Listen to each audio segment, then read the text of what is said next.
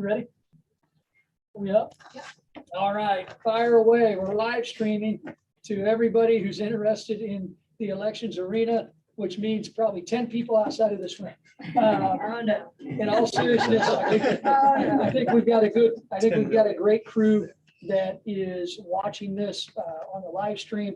But I got to tell you, I'm humbled and honored to be surrounded by so many good people that are really leaders when it comes to election integrity and election security, not just here in Washington, but throughout our nation.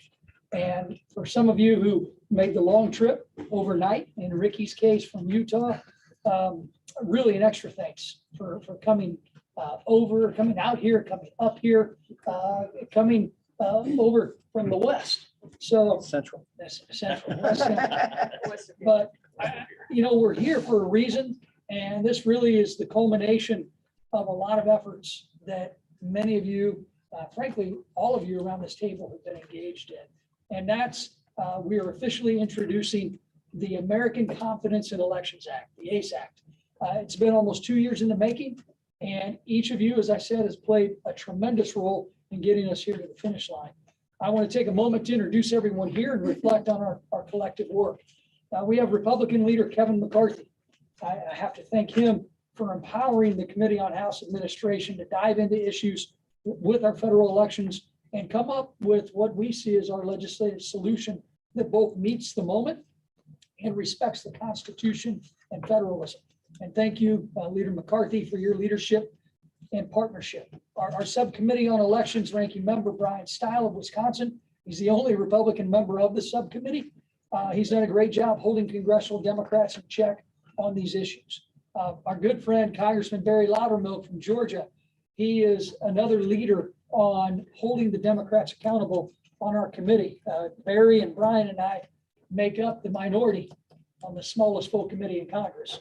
And we've had to lead the charge against HR 1 the last two Congresses, and Barry has been with me both times. So thank you for your leadership in ensuring that we fought that fight.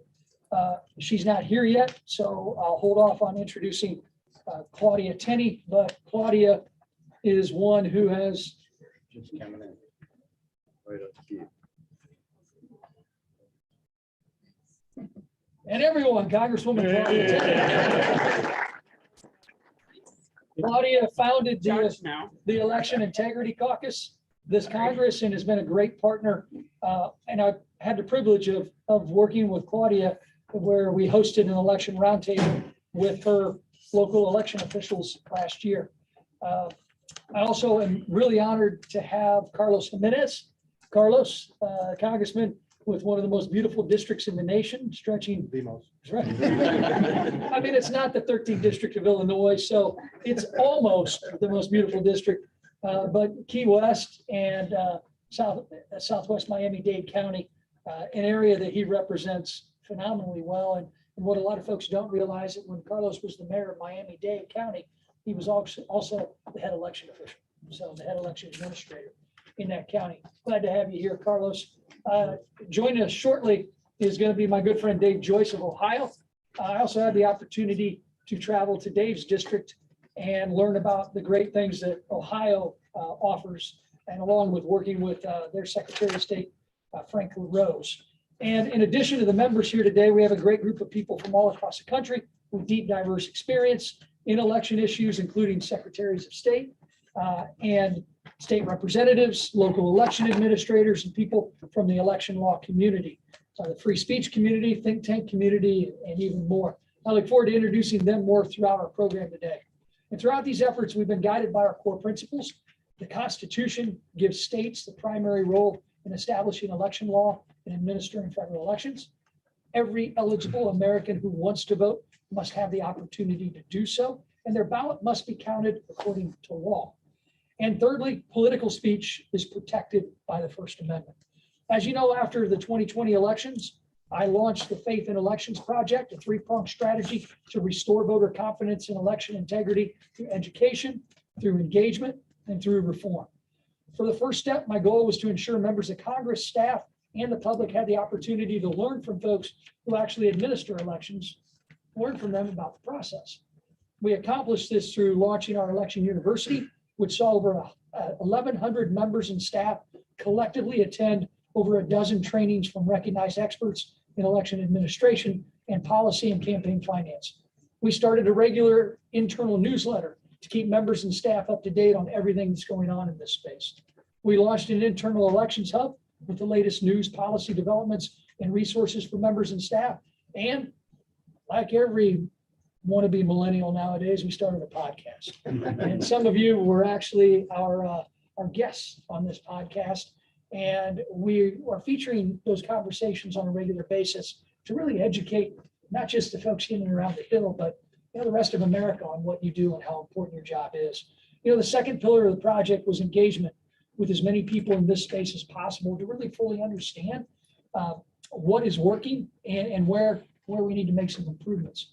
To do this, my staff and I traveled to 18 states and territories to meet with many of you, as well as other secretaries of state, local elections officials, state boards of elections, state legislators, and others in the elections community. And here's a key point too, for anyone who's watching or anyone in the media.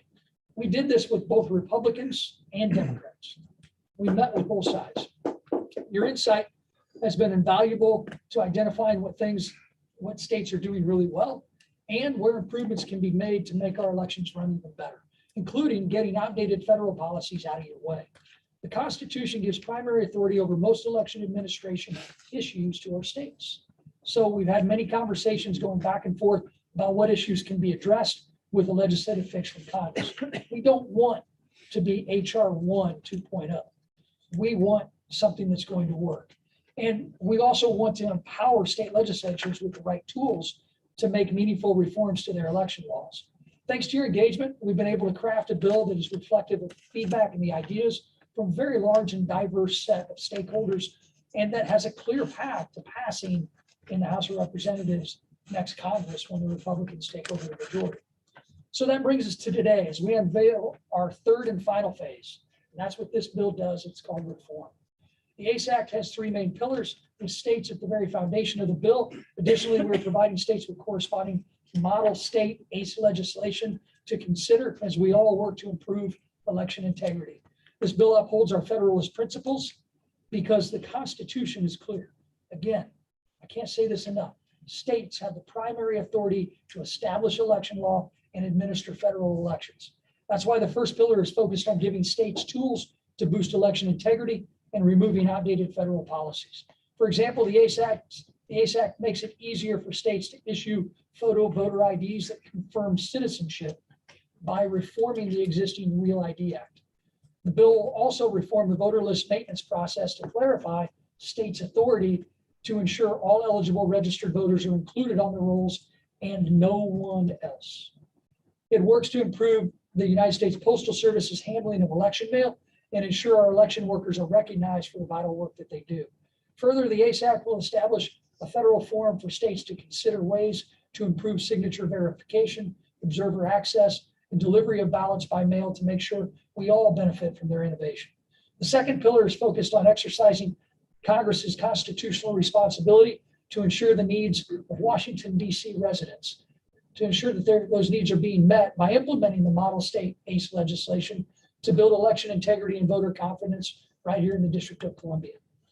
This area has seen election crisis after crisis over the past several years, and our bill will fix that. The results are going to also debunk a lot of false narratives on the left when there is no negative impact on turnout and no effect on the outcome, despite implementing common sense measures like requiring a photo ID. Finally, the last pillar of the bill makes the biggest legislative effort in a generation to protect political speech. In an environment where Democrats are intent on silencing their political opponents, the ACE Act makes clear that speech from across the political spectrum is protected by the First Amendment and that Americans have the right to support candidates, causes, and organizations of their choice without fear of retribution.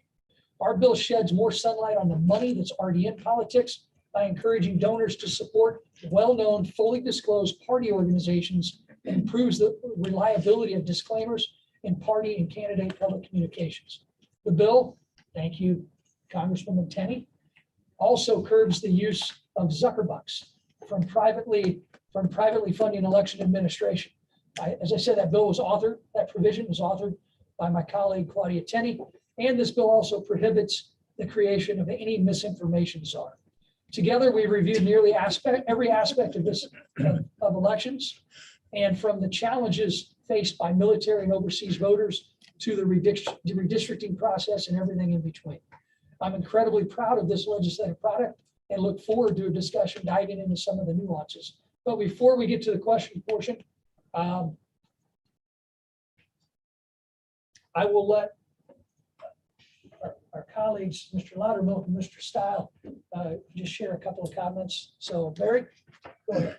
Oh, good morning, everyone. Thank you for being here. And I'd like to first thank Mr. Davis and the committee for putting this roundtable together to talk about some of the challenges to election integrity that we have been facing and we still are facing today.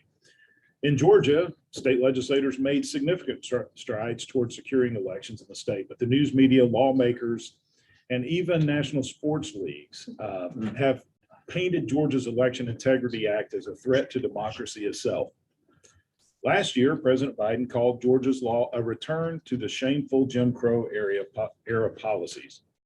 Now, a year later, I think the Election Integrity Act speaks for itself in terms of voter confidence, especially among Black voters. In the recent Georgia primaries, we saw a 168% increase in early voter turnout over the last comparable primary election in 2018, including a significant increase in Black voter turnout. The truth is that these state level policies work. They make it easier to vote and harder to cheat. And by virtue of both, they ensure that every vote truly counts.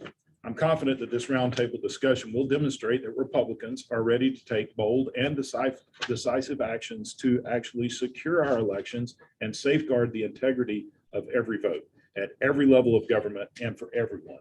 With that, I'd like to turn to Secretary Schwab for a quick question.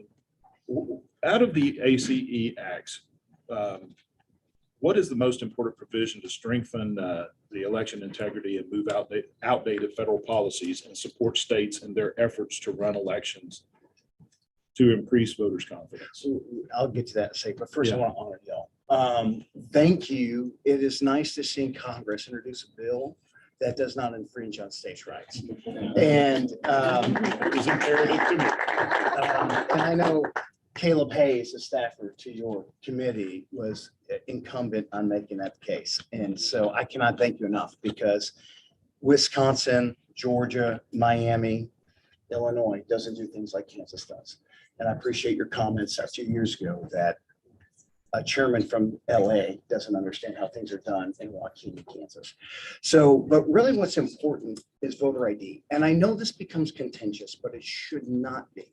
We've worked with inner city Wichita and we've worked with minority communities that will give you an ID. It's not a tax. We just don't want someone like QAnon coming into your community and voting for a school board member that you did not want to vote for. Voting is not against the law. It's not. Right. Someone voting who ain't you is.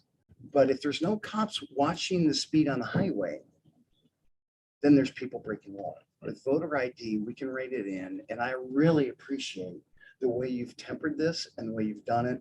We'll message it. We've done it for 11 years and our minority communities have embraced it. So it's just about, saying, hey, it's a fair thing to make sure your vote counts. So thank you for the question. Thank you for what you do. And really, I appreciate the Republicans on the Hill actually making sure that the states maintain their rights. And there's a lot of members of Congress who don't. So the voter ID is the most important. It is really imperative because in a quick anecdotal little story, when we were passing voter ID 11 years ago, I was chair of the committee, and we had someone come in and say, I only vote in presidential races. But then my sister-in-law was running for school board. So I went to vote for school board. And when I got there after work, found out somebody had already voted in my stead. And I said, well, who was he? He goes, well, it's against the law for us to check their ID. So he was frustrated. Open records request, found out he'd been voting for the school board elections for the last 8 years. In a conservative state like Kansas, but voter ID. And this is why our Democrat governor voted for voter ID. This is not a heavy lift for the minority party in Congress. So thank you for what you do. Appreciate who you are. Thank you. Thank you, Mr. Secretary. Thank you, Congressman Loudermilk. I want to turn it over to the chair or the ranking member of the election subcommittee, all alone on that subcommittee. The way Democrats put subcommittees together, we actually have only one member of the minority party on the election subcommittee. And that one member is doing a great job with unanimity on that. So he's never been wrong. No one's ever told him like, but Brian's doing a great job and we appreciate the work to do it. Please offer opening remarks and any questions you may have. Thank you very much. I want to thank you, Ranking Member Davis, for the work you've done on this bill. And I think it stands in incredibly sharp contrast to what the Democrats have done under H.R. 1. The Democrats under H.R. 1 drafted a bill behind closed doors and weakened voter integrity provisions, as we noted in particular with voter ID, where they would gut voter ID. This bill was drafted, discussed in public. We're here presenting the bill. It enhances voter integrity provisions while respecting the United States Constitution. And I think that's a credit to you, Rodney, for the work that you've done and your team.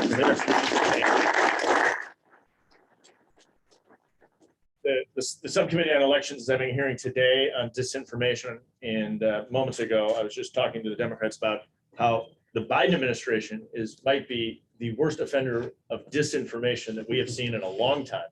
Everything from telling you inflation was temporary and transitory, to redefining the word recession, to making claims about how voter integrity provisions in Georgia would hurt voters, where the evidence is the exact opposite, that the voter integrity provisions passed in Georgia actually enhanced voter confidence, enhanced turnout.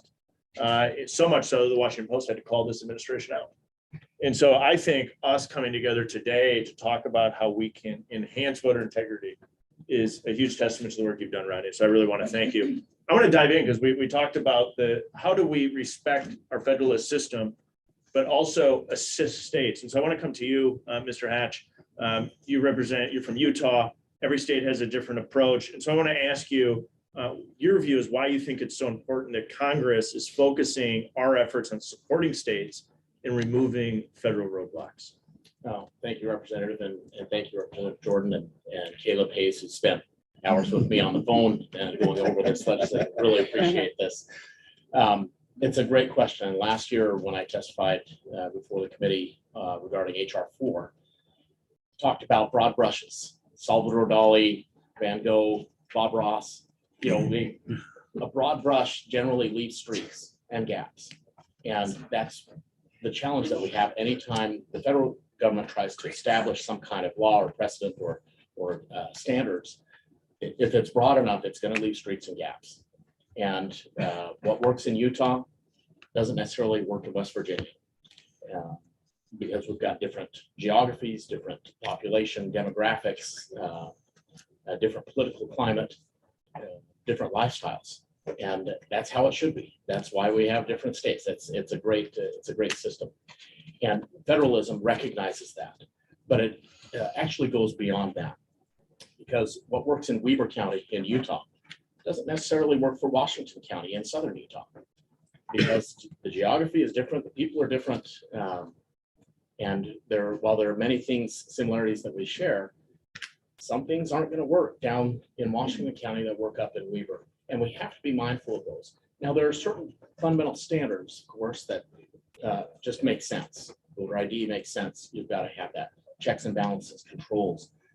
Those are all crucial, but those can be achieved in lots of different ways, especially when you take the electorate into account. So the thing that I really like about this bill is it takes a disciplined, measured approach to ensure that the states have that flexibility. It's not being forced down their throats, and as well within the counties, it's not being forced down our throats. So it gives us that flexibility while helping to establish some fundamental basic standards that are essential to safe and secure elections.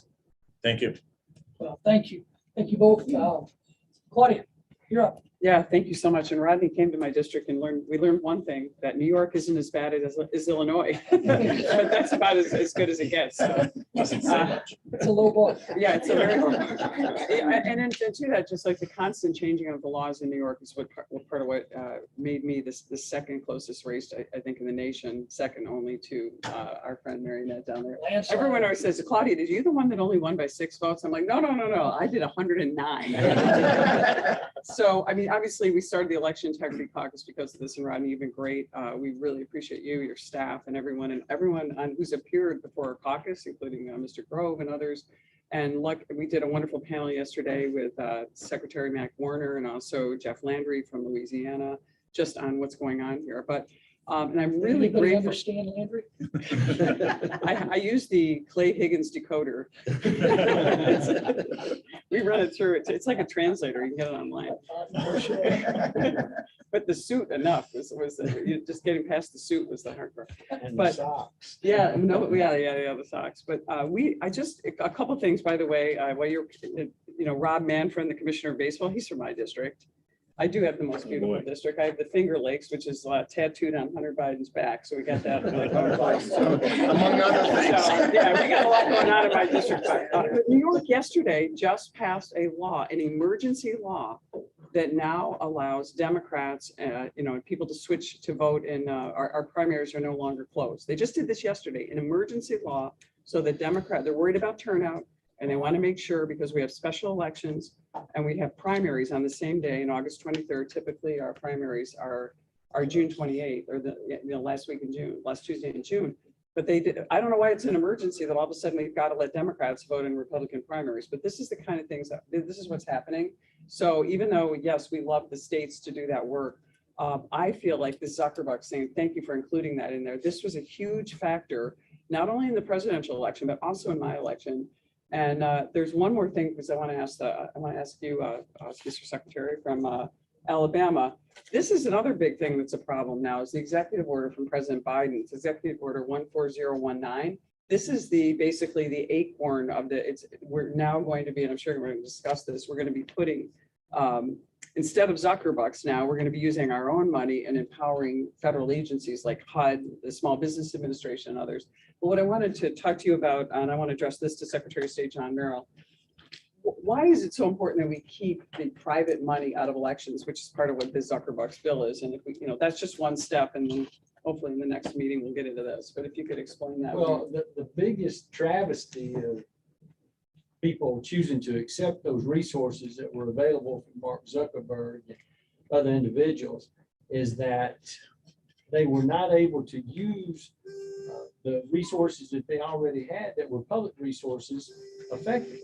And when y'all sent us the first allocation after the major appropriation was made, what we did was try to set a standard for ensuring that those resources would be used the way they were supposed to be used. So we actually created an application, and then we published all those. So we had accountability and transparency. And we put those online for everybody to see what was approved, what was not approved, and the reason. And then at that point, we actually had, of the $7.8 million that was sent to Alabama, we had almost 2.9 million that was not even used. So we sent it back to the Congress, and we allowed everybody to tell us why they wanted to use it for which purpose. Now with the Zuckerberg money, people were able to use that in a partisan way. That's exactly what they did, especially in Pennsylvania. In Alabama, we didn't accept it as a state, but then they attacked the rural counties that were in the Black Belt in order to have them try to promote turnout, which impacted negatively some conservatives that were running in other races. And that's the biggest problem, is there's no checks and balances when those resources have been introduced. Did you find that the money was allocated in a partisan way through the Zuckerberg money? In every instance that has been reported.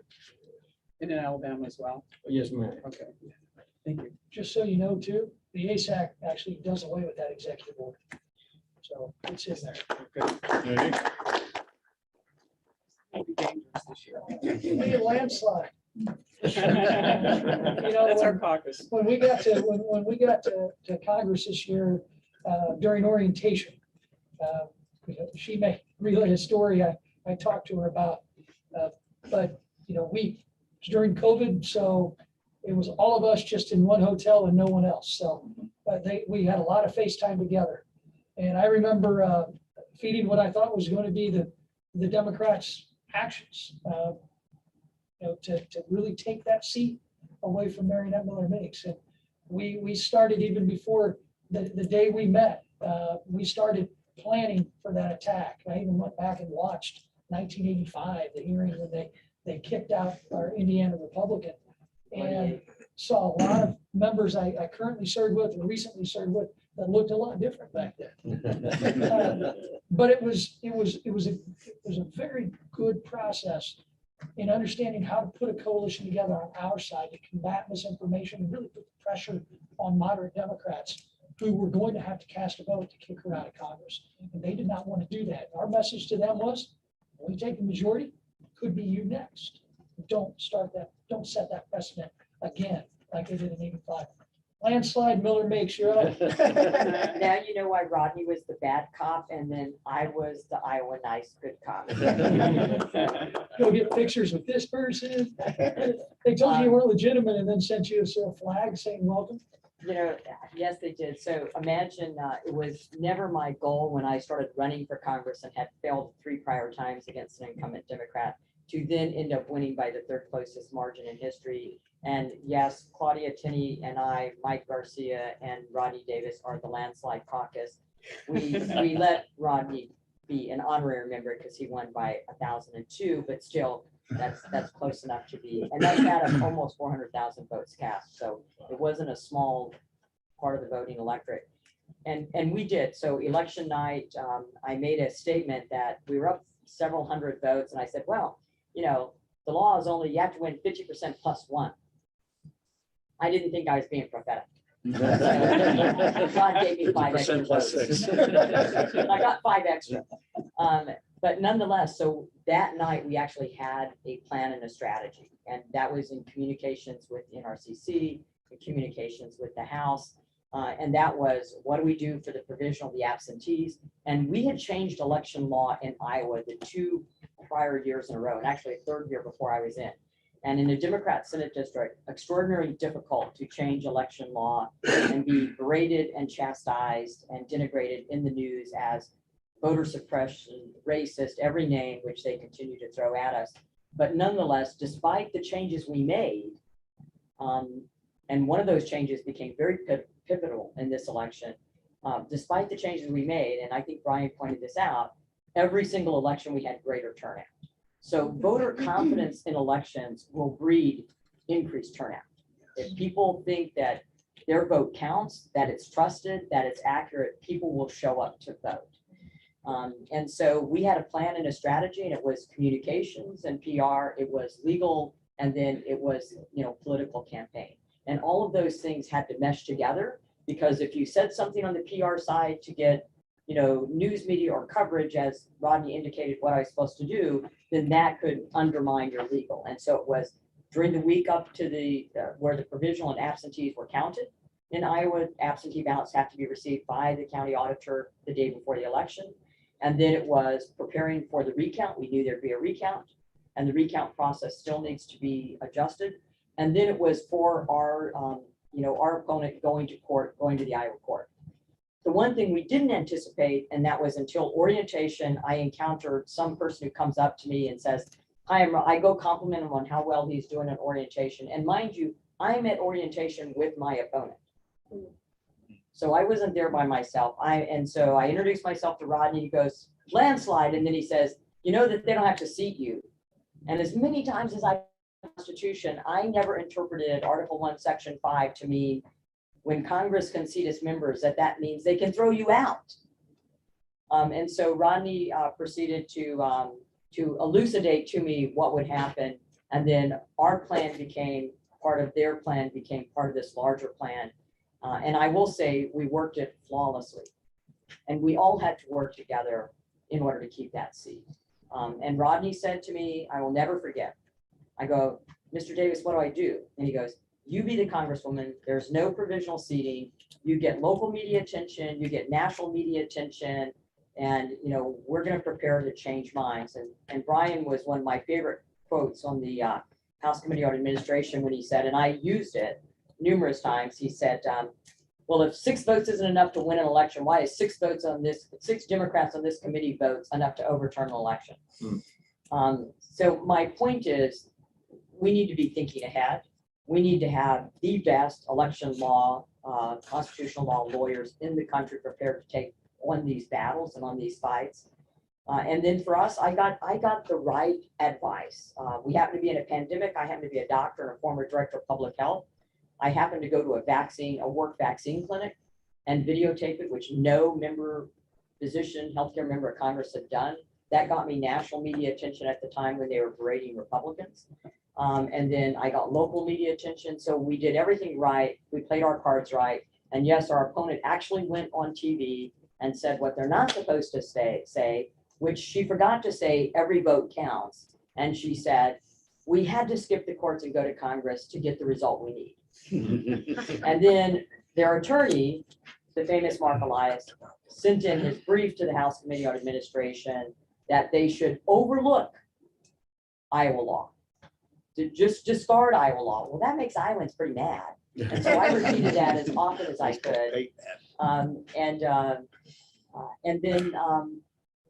then Nancy Pelosi sent us a flag telling us, congratulations on this flag flew over the Capitol when you were sworn in. Congratulations on being a duly elected member of Congress, representative for the 2nd Congressional District. And so my team comes to me and I say, well, we've got to be nice. And so overly gratuitous. And so we send out on all of our social media photo of the flag and me. And as a 24-year military veteran, I am extremely humbled and honored to receive this flag that flown over the Capitol when I was sworn in as the duly elected. And then we put that letter and note on every single seat in the chamber. Everyone. I think that was Rodney's team that did that. Did you need a flag? We'll get you a flag. No, I didn't get So a Nancy flag. I got We a need to flag. get Someone in Congresswoman a flag. Pelosi's office got fired. That's all I'm saying. So at any rate, thank you. I cannot tell you enough how important it is that we encourage states to adjust their election laws and the work that you have done on this. And I personally thank you because I know I wouldn't be sitting here as a member of Congress were it not for your work. So thank you for that.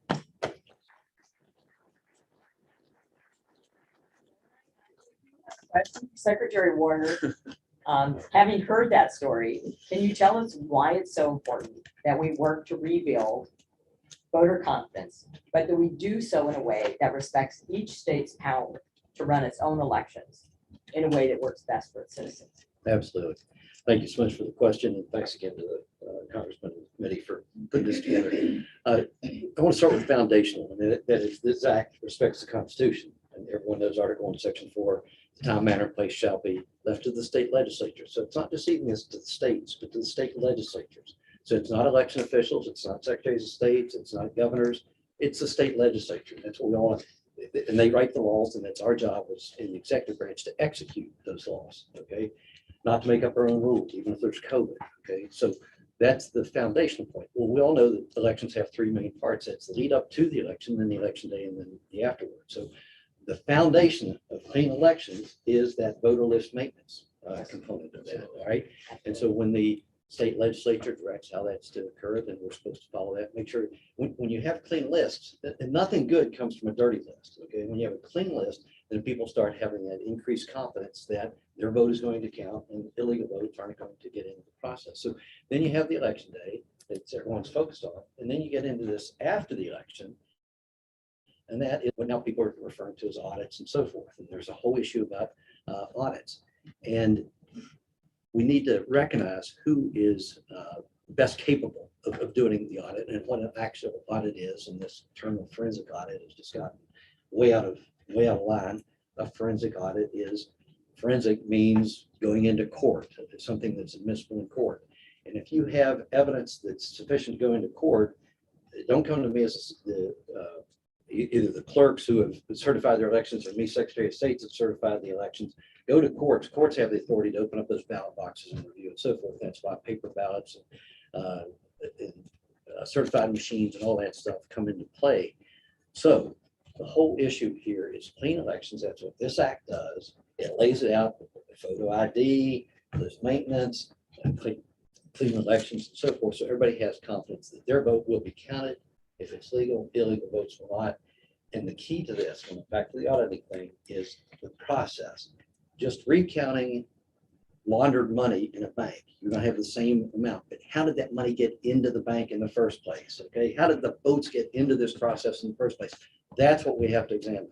And if it's coming in through drop boxes and voting by mail that hasn't been approved by the legislature, then we have problems. And now back to your all's jobs in Congress, we need laws that fix those things. The term is votes that are cast outside the law, and that's what happened.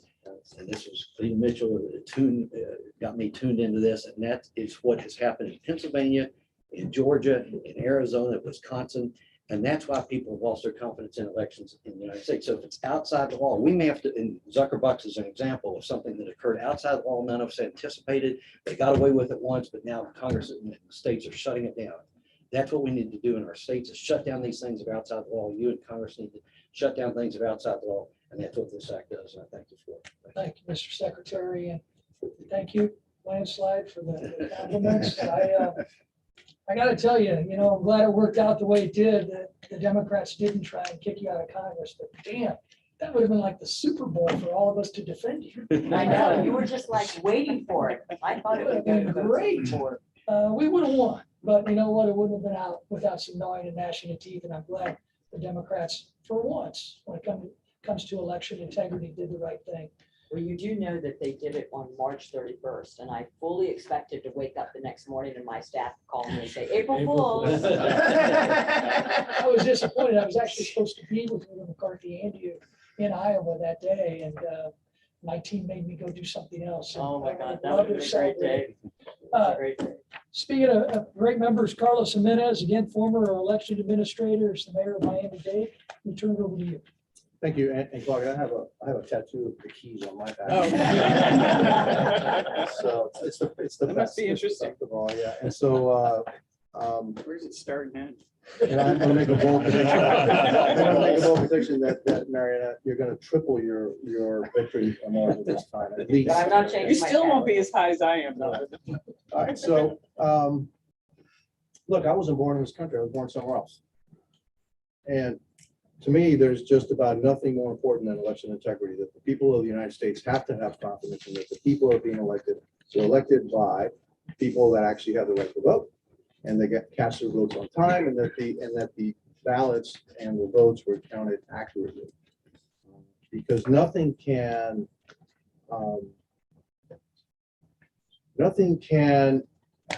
really put doubt in our democracy more than having election results that people disagree with or don't believe are true. And you can just see the last two elections as a example of that.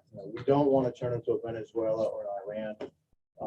We need to make sure that our elections are fair, and the right votes are counted, and the right people are voting. And I got to say that I believe in the state of Florida, we're doing just that. All right. And so the state of Florida was a laughingstock in 2000. And because we were a laughingstock in 2000, we have taken great measure to assure that only eligible people can vote, and that the votes are counted, votes are counted on time. Only eligible people get a absentee ballot. Those absentee ballots are counted as they come in. And at the end of the day, when you look at it, Florida will tell you who won Florida, probably faster than any other state. Yeah. Right? And that's what we also need, okay? We need to have accurate results as quickly as possible so we can put things to bed. If you don't, you get stuff like happened in Pennsylvania and everywhere else where you're counting ballots weeks after, right? Which to me, I guess to us, is insane, right? And it's also leads to a lot of questions and then doubts as to who really won the election. And so I'm really proud of the work that we've done in Florida. I'm really proud of the work that we did in Miami-Dade. I think Seminole and Miami-Dade are the two best counties in Florida. I agree. And I hold up the way that we hold elections in Florida and in my county to anybody. Okay, we're the best. okay? Hands down. You know, they say if it can work in Miami-Dade, it can work in. Right, and so, you know, if somebody shows me a better way, I'll be happy to hear it. But I'm telling you, we really do a good job of Florida, okay? And so, you know, I want to ask the question of Supervisor, you know, Anderson. Thank you for making the trip and for, you know, your partnership on these issues. This bill will establish a federal forum that will bring state and localities together to share information and innovations, what's working well in election administration across the country, so that other states and localities can benefit. Can you talk about how a federal forum would benefit all states and localities and what Florida has done to improve their elections? Absolutely. Again, thank you for giving me the opportunity to be here. I appreciate it. And Oh, we have the best governor too, by the way. absolutely. I was appointed by Governor DeSantis. So, you know, the first part of my answer would be, it would create more transparency and more communication at every level of government. After all, that's why I'm here. I am here to be a part of the conversation and talk about change. I sit here representing 336,532 voters in Seminole County, Florida, who have an expectation that I put myself in a room where effective change is taking place. I'm here because I believe that voting is the physical representation of our ideals, our beliefs, and our principles. I believe when a voter votes for a candidate, they believe that that candidate represents their ideals, their beliefs, and their principles. I believe that the ACE Act is legislation that is a step in the right direction. I'm here because I'm inspired by all of you, that all the work that was done to put this legislation forth, because I believe that inspiration leads to effective change and effective change leads to success. And let's be clear, we're not all winning unless all states have fair, free, and secure elections. And personally, I'm here as a law enforcement professional. You know, I had every reason to be in the backseat of a police car, no reason to be in the front. I was raised by a father who was addicted to drugs and alcohol. I saw unbelievable amounts of failure as a child. My father would say to me, Chris, I'm the perfect example of what not to be. And I hope as I sit among some extremely talented and educated individuals that I've become the perfect example of what he wanted to be. And to answer the second part of that, you know, Florida, we, like you said, we were the laughing stock of election jokes for 20 plus years. And now here we are being held as a gold standard. I would say that we had to make some changes by ushering in no absentee, no excuse vote by mail voting, early voting. We were one of the early adopters of that. And I believe that model works well for us. One of the things we did, though, as we talk about changing laws, every election employee needs to be trained properly. As a combat veteran serving in Afghanistan and a former law enforcement officer, we trained so much to prevent, to minimize mistakes in the field. Training is essential. And you well know that we established something called the Florida Certified Election Professional Program. That is 30 courses, 120 hours, where a day one employee or an employee of 20 years can go and get training on specific Florida election laws.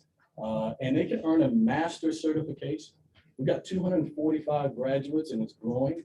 That's one of the things that I did in my organization is I increased the training budget to make sure that my employees were the best trained to be prepared. We're actually counting vote by mail ballots right now as we speak, sit here in this room.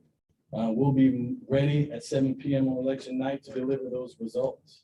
So, you know, I would say that those are a lot of the things that we've done in Florida to make great change. And, you know, as we talk about voter ID, Senate Bill 144 was passed here recently. That makes Florida IDs free to registered voters who have a financial hardship. And by the way, they're not required to talk to our good friend J.R. Kroll, the tax collector of Seminole County, or any tax collector, to give them a reason that they have a hardship. They get a free ID, which is an acceptable form of ID to vote in the state of Florida. So we are continuously looking at methods to make things better. And I hope I answered your question well. Thank you for the question. I appreciate it. Well, Thank you for your inspiring story. Now you know why he was one of our first podcast guests. This is a great, Governor DeSantis, our former colleague, did very well in making sure that you were in Seminole County in charge of the election process. And I got to echo your words about Governor DeSantis. I mean, I have one notch higher in seniority than he does. We got elected together, and my last name starts with DA, and it starts with DE. He's doing a phenomenal job making sure that the processes in Florida are a harbinger for the rest of the nation on what to do and what to do right. Remember, in states like Illinois and states like Kansas and Utah, we see what happens in Florida early on election night, and you can usually judge what the night's going to look like for one party or the other. But the fact that Florida gives results on election night and are sure about those results is something we should all get every state in the nation to strive for. And you guys are doing it, and you're doing it very, very well. One of the things that we do, I think that maybe a lot of states don't, is that we count the absentees as they come in. Right? So we've got that all tallied.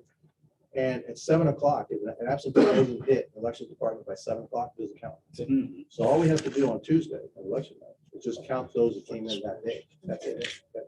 And then you just wait. We already have early voting. We already have that results. We have 95% of the absentees are already counted. And then election day results. That's about it. That's all you got to do. And we're done by what, 9:30, 10 o'clock at night? Absolutely. I just wish we would let former members play in the baseball game, because Ronnie D was really good. I was gonna say. Barry, let me go back to you Sure. For another round of questions real quick. We have votes, so we may swing in and out of here. So let's go with you. All right. Landslide, thank you. Well, thanks, Rodney. Back in 2018, when the Democrats did pretty well in the elections then, the Democrats on this committee wanted to do a nationwide tour to go to different states to hype up how great the election systems were. And I thought it was all irony that they chose Fulton County in Georgia, which is notorious for bad elections. I didn't think they could do any worse until we went to Florida and they chose Broward County. And I remember thinking of the irony while I was sitting in the room there, and the former election supervisor who had made a lot of press was in the room. And I brought up the irony of we're here, which is known nationwide, of having election problems. They had to get the sheriff's deputy to escort me to the car after I made those comments. It didn't go over very well, but it was interesting how when they were and so, but there's two aspects to election law, especially when it comes to voter ID. There's the reality, but then the other aspect of it, which is a more powerful tool, is perception. And that's what the Democrats really latch onto. It doesn't matter what the truth is. It's how they can spin it, what they can make people think. And in Georgia, I know, Ms. Mitchell, you've had experience in Georgia in the 2020 election. Some of you may have heard that there were some questions during the 2020 election. And part of the problem is from folks like me, we're being inundated with affidavits, with questions all across the state. And, we're trying to filter out what is real, what is not. But the perception of the people is that because there was no voter ID for mail-in ballots, that it opened the door for potential fraud. And we had to take a serious look at that. So now that we've closed that gap in Georgia, the Democrats are trying to put the perception is that this will undermine the integrity of our elections, that for some reason it is racist or bigoted, or that it's going to disenfranchise voters, when actually, and the only voters that need to be disenfranchised are those who are voting illegally, right? Casting an illegal ballot. I just want to get your perspective on these voter ID laws, especially like what we've put in place in Georgia as it comes to the absentee ballots and how important that really is. Well, Congressman, thank you for that. I wrote an article last year called Democrats Are Cheaters. I highly recommend that you read it because it really, there's no reason, the only reason to oppose these kinds of common sense reforms is if you want to cheat. There's no other reason to oppose them. And one of the things that remember this, the Democrats and their left-wing allies and their vast constellation of organizations and groups that sue states and try to literally dismantle the laws the legislatures have adopted in the election arena. They have tried for a decade. And Michael Thielen is here with the Republican National Lawyers Association. We've been fighting for voter ID for, 15 years. I was national president, 12 years ago? But it isn't working. If you look at any poll, I don't care who the poll, I don't care what poll it is, the people get it. And they want photo ID, not only for in-person voting, but for what I've started to call unsupervised voting. Because as we've been fighting the battle to get voter ID, the American people are with us. And I don't care what demographic it is. I don't care if it's Hispanics, if it's Black, African American, old, young, independents. The only people, even Democrats support, rank and file Democrats support photo ID for voting. They believe that people should verify who they are before casting a vote. And one of the things I think that, look, I remember when I was a resident of the District of Columbia for many years. I escaped to Red County in North Carolina, which is wonderful. Now we can beat up on the few Democrats that are in the county. But after living all these years with having to, deal with all the left-wing influences here. But I can remember a particular year when the Board of Elections at the DC Board of Elections sent out new voter ID cards.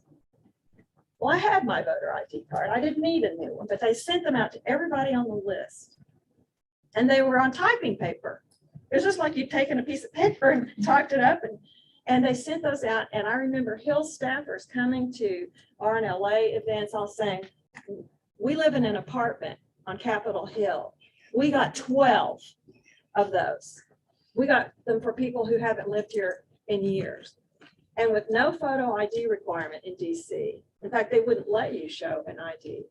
They could have taken those and gone to, they have early voting around the city, and you could take those. You didn't have to, you just had to know the name and just walk in and say, I'm so-and-so, and then go to another center for early voting and then go to another one. There was nothing to stop that. And while the left is intent upon dismantling every advance in election administration that has been enacted for a period of over a century, they want to get rid of secret ballot voting. That's what happens when you have mail voting. All the protections against political influence, against campaigning, against undue influence, all those things go away. And that's why they want to get rid of it. So I appreciate that. I spent a lot of time talking to Caleb about some things in this bill. There are things that Congress, only Congress can do, like making free of charge, available free of charge, the Social Security Death Index, free of charge. There's no reason states should have to pay for that. These are federal databases. Make the citizenship data from the Department of Human Services, make that available to the states free of charge. Make not only the national change of address list for the post office, but the post office has a mail delivery routes that tell you what kind of address this is. Is it single family? Is it commercial? They know. Make those available and remove that window during which a state is not allowed to clean its voter list. Why should the federal government be allowed to tell the states that if they get information about that these addresses, that these people no longer live here, that they can't remove them? And that's what the federal law does. So I would contend that the National Voter Registration Act, the provisions of that on list maintenance is really misnamed. It really should be called prohibition of list maintenance. And there are things that only Congress can do. What I really appreciate is the fact that you've addressed things that only Congress can do, and you've not interfered with the things that only the states can do or should be doing. So I really appreciate all your hard work. I'll call you Mr. Chairman, because in my mind, you are still the chairman. And we appreciate all your commitment to this over many years and look forward to helping any way I can. Thank you, Cleta. It's great to have your support for the ASAP and great to have you here. I think there's about 150 who haven't voted yet. Yes, we'll be, yeah. A little higher. A little higher. Okay, so we'll go ahead. Claudia, go ahead. You got a second question? Yeah, I just, thank you so much. I have to tell you, every day I get, I'm on this great election integrity thread, and Lita is on there with all, I mean, just great articles, everything happening in our election integrity team is there. And if anyone has, I'm making this pitch because we are looking for someone who could be an election integrity fellow in our office, someone who can work in our office and really focus on this issue because it's so important. Because everything that you're talking about is being dismantled in New York, and we are really grateful for that. And I just love, Democrats are cheaters. I mean, you might find one example or two in the entire country of Republicans doing something that was slightly subversive on this. Well, we hold them accountable. And we hold them accountable, and they do nothing, and they just continue to fight on it. But I'm glad to have Seth here because Seth actually appeared in the election integrity box. And by the way, Rodney, you do such an amazing job. We're so grateful to you for everything you've done. I mean, this bill, the more I'm reading it and I'm getting into rereading this executive order, just to make sure we're fighting this on every level. But obviously Pennsylvania has been a huge controversial issue, especially in the 2020 election. You have come on and talked about on our show, on our legislative caucus. Tell me what are we doing in Pennsylvania? How are we going to fix this? What do we do? Obviously, everybody was really disappointed that the Supreme Court turned down that case. And we think they really needed to look at this. I mean, look, we do not want federalization, obviously. We don't want the Supreme Court to weigh in where states' rights are. But there are times when they get it wrong.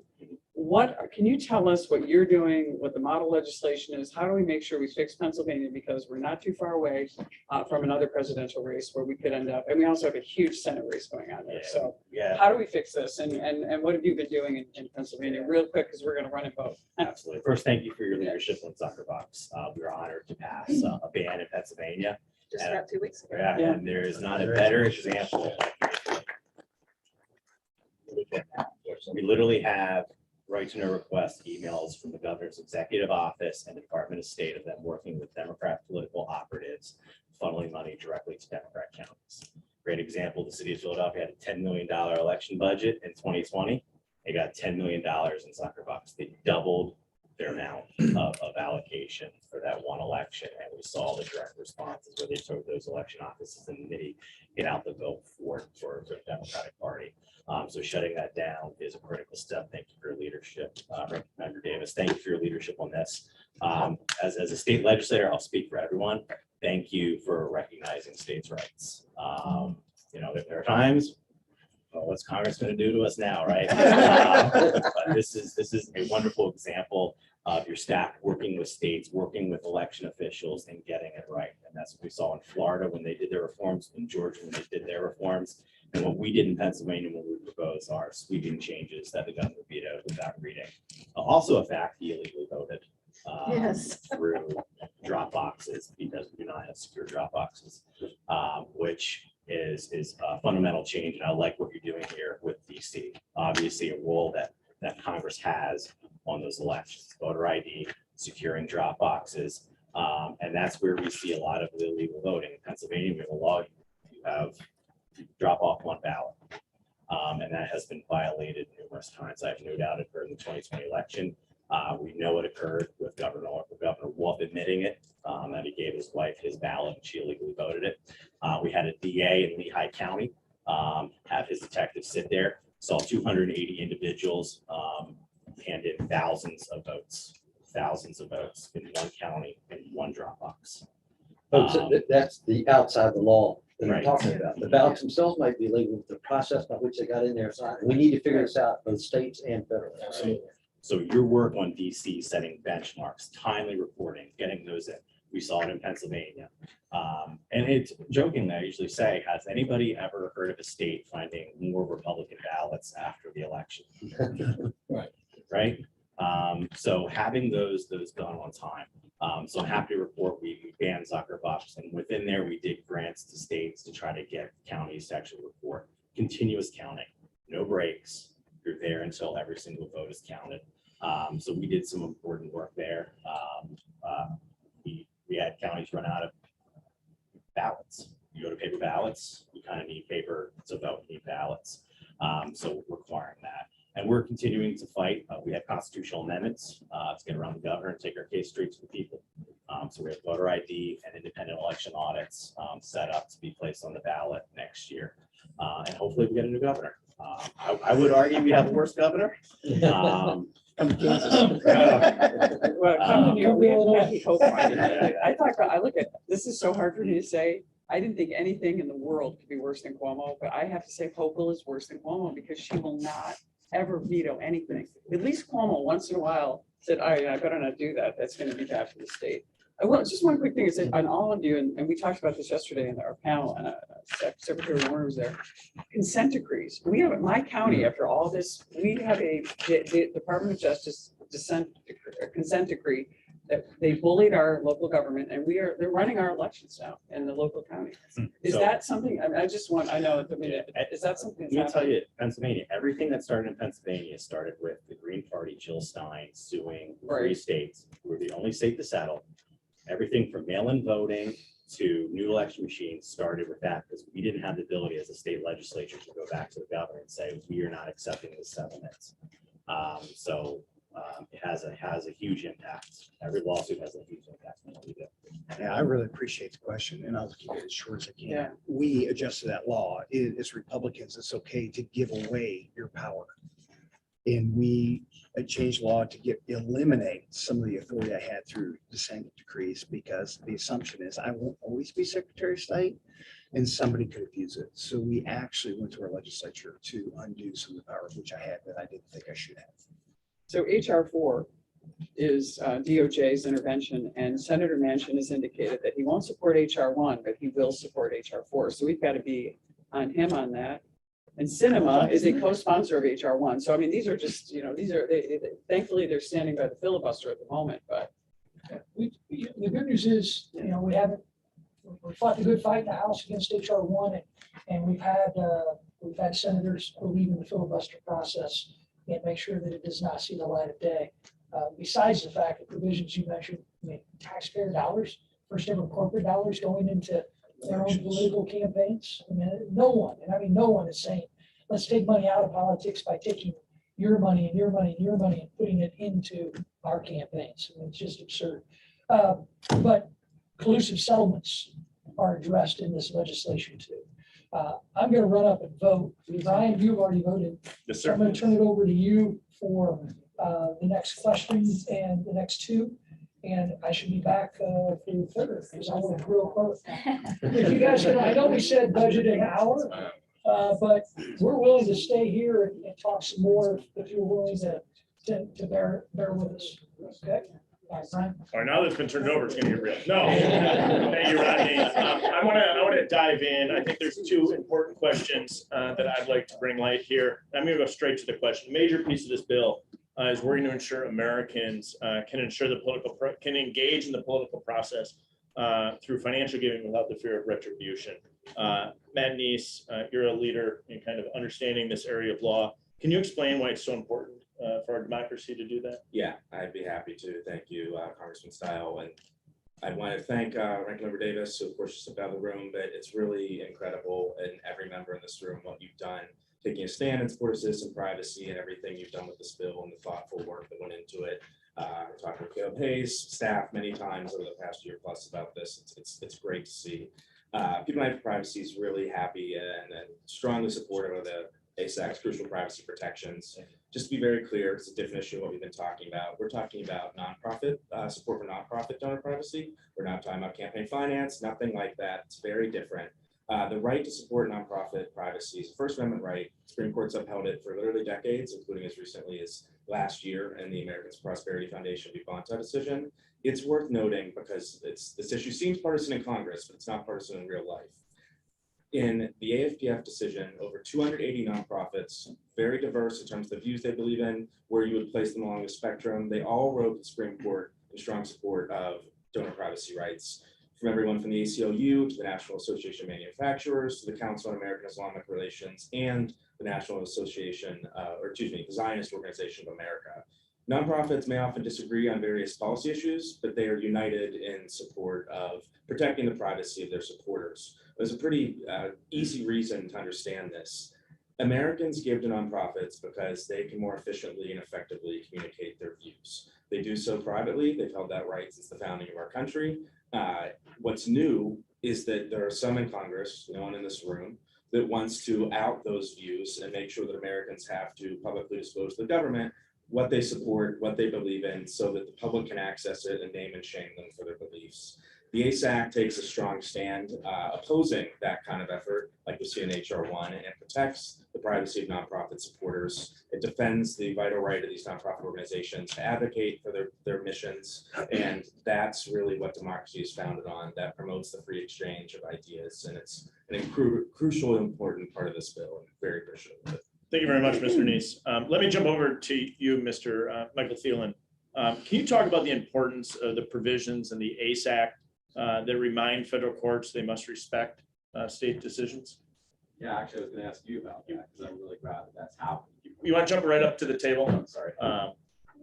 Yeah, I was actually going to ask you about that because I read that in there. And really, it's really an exciting part of it, and I think that's important because too often, as we mentioned earlier, I think Seth mentioned Congress takes away power, so the fact of protecting power is really important. So I would love it if you could elaborate on that a little bit about in the bill.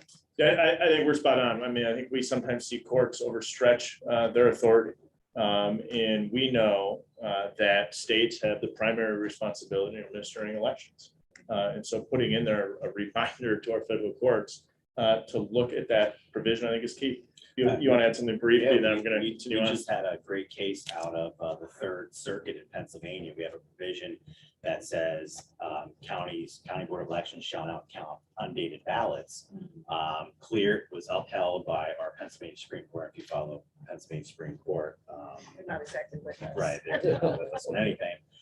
The Third Court actually came back and said that's immaterial, and you have to start counting those ballots, which has thrown the entire Senate race in a tizzy. So there's a great example of federal courts invalidating state law that has tremendous impact.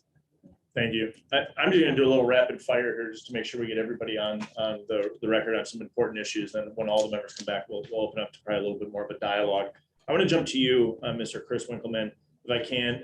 The bill would repeal party coordinated limits and other limitations that prevent parties from working directly with candidates. What does this mean in practicality? And how's this good for voters and for democracy? Thanks for the question. I'm glad we're talking about campaign finance too, because that is so often the way that the Democrats will tear a party down, or tear a voice down in the process. So I think fundamentally when the Democrats see an uneven playing field, they will go ahead and disregard the First Amendment and bring a party down to meet the other one. Well, this bill does the opposite. And I'm not sure if everyone's aware, but the reality is that the majority of party committee paid advertisements, paid messaging is done completely independent of candidates and members. Well, this provides candidates the opportunity to have influence over the message of their own party. It allows the small dollar donors, the grassroots folks, who actually give hard dollars to the most transparent entities that play in politics. The party committees, they report all of their contributions, which are individual. They're not corporate. They're limited. They report all of their expenditures. It's the most transparent entity there is. So why not empower that entity to get up to par with the outside groups, rather than tearing down those outside groups who have a legitimate First Amendment right to speak in the process? So this is the best of both worlds. It provides full transparency to the voters, which is great for voters, and provides candidates the opportunity to have influence over their own party's message. Thank you very much. I appreciate that. I'm gonna jump to Ms. Christina Norton, who's here with us. Could you walk us through what's the value in ensuring the federal gives states tools to support election integrity and build voter confidence? You spent a lot of time in this Republican National Lawyers Association. What's your take on this? Great, I can give you that question. And So in this role, I've had the opportunity to actually work alongside Caleb in the states across the country for general election days, primary election days. And so we have witnessed pretty much everything that you can imagine that could take place at the polls. That includes in Georgia, a shoeless man showing up to be a precinct director, but he ended up doing a great job running the polling site. So it turned out not to be a problem. But I also had the opportunity to hear directly from voters on what concerns them most. So in answer to your question, I'd like to first recognize and just repeat something that has been stated today, that the United States Constitution vests the primary responsibility of establishing election laws with state legislatures. So with that in mind, I think that Congress today is presented with a significant opportunity in the ACE Act to partner with and empower states with the tools necessary to correct certain vulnerabilities in the system and to also strengthen voting safeguards. This will eventually lead to improving election administration, which will ultimately lead to restoring voter confidence. All of us in this room can agree, I hope, on the importance for Americans to be able to believe that their sacred right to vote will be protected, that elections in our country are secure and fair, and that their vote will count. Over these last couple of years, I think some of that faith has been eroded. So the question becomes, what do we do to rebuild that trust? How do we restore faith in elections among our voters? Well, here's what we know. Laws that strengthen election integrity and increase voter confidence. And I'll say that again, laws that strengthen election integrity increase voter confidence. The data backs this up. Polls have shown this. What we were hearing about voter ID earlier today, Monmouth University came out with a poll showing that 80% of those surveyed support voter ID. That includes 62% of Democrats. Another issue, ballot harvesting. The Honest Elections Project found that 61% actually think that ballot harvesting should be illegal. So when laws are passed that further secure our electoral process, it actually increases voter turnout. We were discussing Georgia earlier. During their primary this year, under the state's new election laws, early voting alone nearly tripled from 2018. What this tells us is that the American people support common sense reform. They want elections that they can trust. And the federal government can play a limited role here. That's where the ACE Act steps in. One of my favorite provisions of the bill is that it establishes a federal forum through the EAC to allow states to discuss best practices.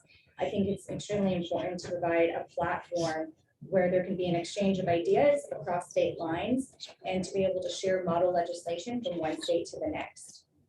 So in closing, I would be remiss not to quickly mention just some of the leading concerns that I have heard from voters across the country of what they would like to see addressed. Those include stronger voter ID requirements, signature verification for mail ballots, cleaning voter rolls, better access for poll observers, testing voter machines, surveillance of drop boxes, timely reporting of election results, banning funding by outside private groups, and prohibiting dishonest ballot harvesting. Many of these areas that I just listed are directly addressed in the ACE Act, and it provides transparent solutions for them. So thank you, Congressman Davis, for all that you've done and for the team here. So I look forward to working with everyone to continue to make a difference in restoring faith in our elections for this year and generations to come. Thank you, Christina, very much. Appreciate the work you and the association are doing. We're down to our last two. I'm going to start with Gary because I'm going to grill you at the end. I got something to announce. The tables have turned, Mr. Burke. Yes, Counselor. Why did you not stock Bush Light the last time I was at Pearl Street?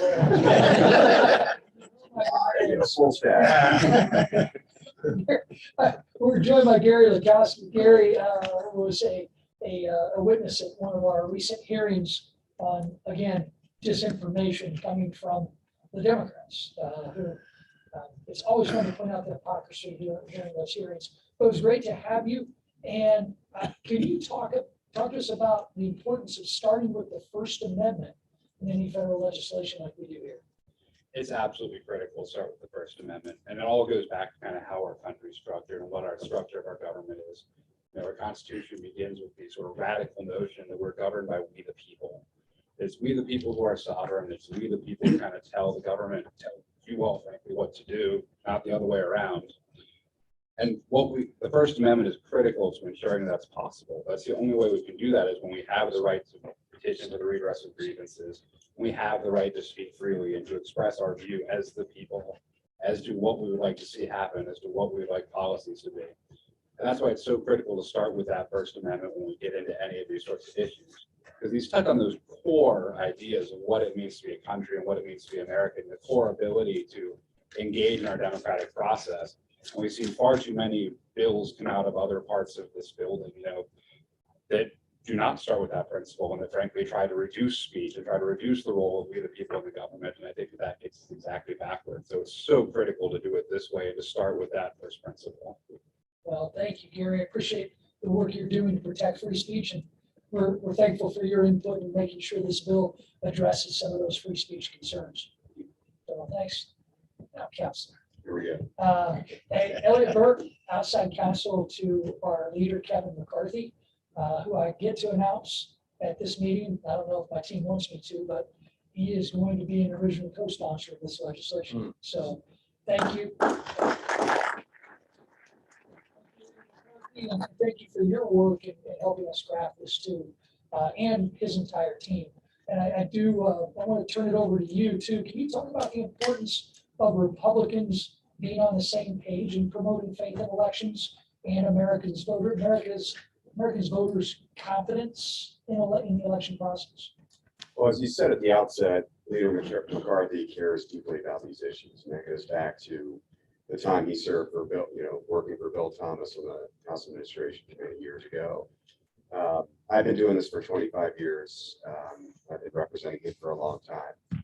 To me, this is a fixable problem. And just as Congressman Loudermilk said, this is not just about getting things right, but it's creating the perception that we're getting things right. And for anyone who's worked in this area, you know that voter intimidation should not be tolerated. Voter fraud should not be tolerated. We work very hard to fight that and hold those that engage in that kind of behavior accountable. There's the other side of it, which is just simply election administration. And I think that up until the last cycle, we didn't talk about that too much publicly. And so much of what we do to make sure that to maximize the integrity of our elections is to follow that election administration, make sure that the right laws are, or the laws are followed, but also to combat just simply bad behavior. And sometimes it's not even necessarily nefarious, it's just people not knowing what they're doing. And so I think that this legislation really does go to the heart of that and bolstering not just the actual integrity of election, but the perception of that. And in terms of, and I know Leader McCarthy agrees with me on this, we need to be speaking in the same playbook on this. And if we're going to combat this perception problem, we have to be united on that. And so I just want to thank you for all your efforts. And just on a personal note, as somebody that's been doing this for a long time, I think you're the finest person we've ever had sitting in that chair. So I really do appreciate your time. Celebrate by the support and the accolades, but I got to give all the credit to the tremendous team that we have. I know Caleb's been mentioned a couple of times. I guess I can't fire him today. Staff Director Tim Monahan, and really the entire legal team is in our entire House administration team has done a phenomenal job, and they're going to be wait to see what this team does when we are in the majority in making sure we implement our roadmap. That includes the ACE Act. And one thing I do want to, before we send you away to the media first, if they're still here, we want to make sure that you get a chance to talk and answer any individual questions they may have. But before we send you away, I want to give you a task. I need you to go out within your sphere of influence of our colleagues who now yet committed to sign on to this legislation. Let's get them on. Remind them this was a consensus, that we had a very large cross-section of the Republican Party helping to put these provisions in place. You all represent them. And now we need your help in convincing these members that this is what we should stand for as Republicans. This is the anti-HR 1. This is a way to respect our conservative federalist principles, but at the same time, give our candidates that are going to be coming into the majority something that they can run on. The ASAC does that. I need your help in making sure that they all know that. Candidates, elected members of Congress, let them know we are united in this effort. And today's day one. We've got a great group that is co-sponsoring now. Let's get more every single day. And let's force this issue to be dealt with, especially in the next Congress. And one thing too, I know it was mentioned by Ranking Member Style that the Democrats with HR 1, they dropped that bill on day one of their majority. Every single new member of Congress co-sponsored that bill without reading it. They developed it behind closed doors. We developed this with your help. We are here announcing this to the American people. We are telling them this is where Republicans stand. And Republicans, we need to make sure when we are in the majority, we get a path to 218. Is Joe Biden ever going to sign this if it gets through the Senate? Probably not. But we've got to send a message to the next president who's going to be a Republican that this is something he or she should campaign on. And then let's turn this into America's election policy come 2025. So thank you all very much for your efforts. They don't stop today. This is only the beginning. And I cannot wait to work with each and every one of you to see where it goes. So appreciate you being here. Sorry we went over a little time, but it's just more time for you guys to say nice things about it.